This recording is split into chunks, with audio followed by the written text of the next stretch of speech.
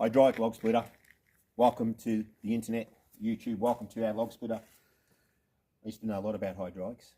I actually used to work for the airlines, Ansett, on the hydraulics. So I understand this quite well. But I'm not familiar with this system yet, so I'm going to have a look at it. I can tell you straight away, this DCV actuates the chute. DCV means directional control valve. It just sends the oil one way. And this DCV here operates my actuator, my cylinder, double acting cylinder, which sends this wedge up against this backing plate here. But I want to make sure I've got hydraulic oil in it, and I've got to make sure there's petrol in it, and I want to make sure that this machine slide is clear. Yeah, and just a few other things before I go rip ass tearing into it, you know what I mean? So just going to go slow, check it all out. I've got some hydraulic oil here. Yeah, and that's it. Oh, so Honda, 3,000 PSI. 3,000 PSI is quite a bit of pressure. Like industry runs on about 1,000 PSI. This is 3,000. The aeroplanes used to run on 3,000 PSI. So what that means is when you've got 3,000 PSI acting on this piston in here, because there's a piston and there's a rod, and this is the extension port. Once the oil under pressure comes into the piston, it extends out that way. And because I've got a big piston and I've got 3,000 PSI, there's going to be truckloads, buttloads of force splitting. I'm just seeing, does this say 30 tonne? Was this a 30 tonne one? Mm-hmm. Yeah. So that doesn't surprise me, running at 3,000 PSI with this side piston, while we're going to see. Once I get this cycling, and I've got to bleed it for the air and stuff, but once this is going, this is going to be an awesome machine.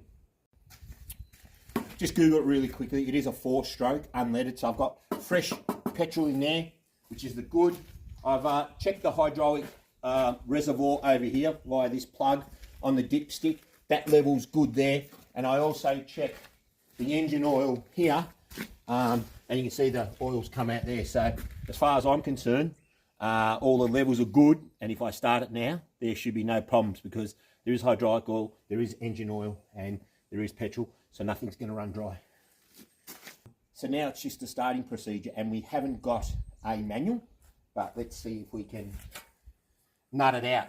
So there's an on-off switch here, so that has to go to on, obviously.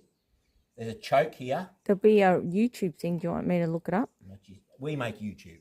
Oh. You look up our YouTube, J&L Gappy, like and subscribe. That's the only YouTube you look up, all right? So no, I'll try and nut it. So I've got on here, I've got a choke here, I've got minimum and maximum.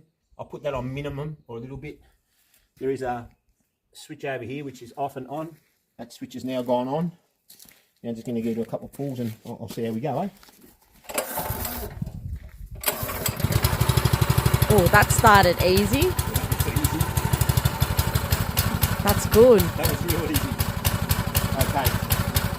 I'll just idle it up a little bit.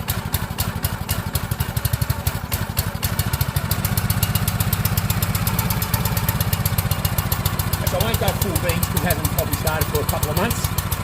So just because I've got the cylinder in the bore and I've got the piston rings, I don't want that running dry because the piston rings can scratch me bore and then I lose efficiency. So we'll just let that warm up a little bit. Then I'll give it some beans. But I'm just going to try and bleed the actuators because I'm sure there'll be air in the actuators. Let's see if we can get this to come down by extending. That should come out. There's a safety pin here. If I would have tried that with a safety pin, I would have destroyed something.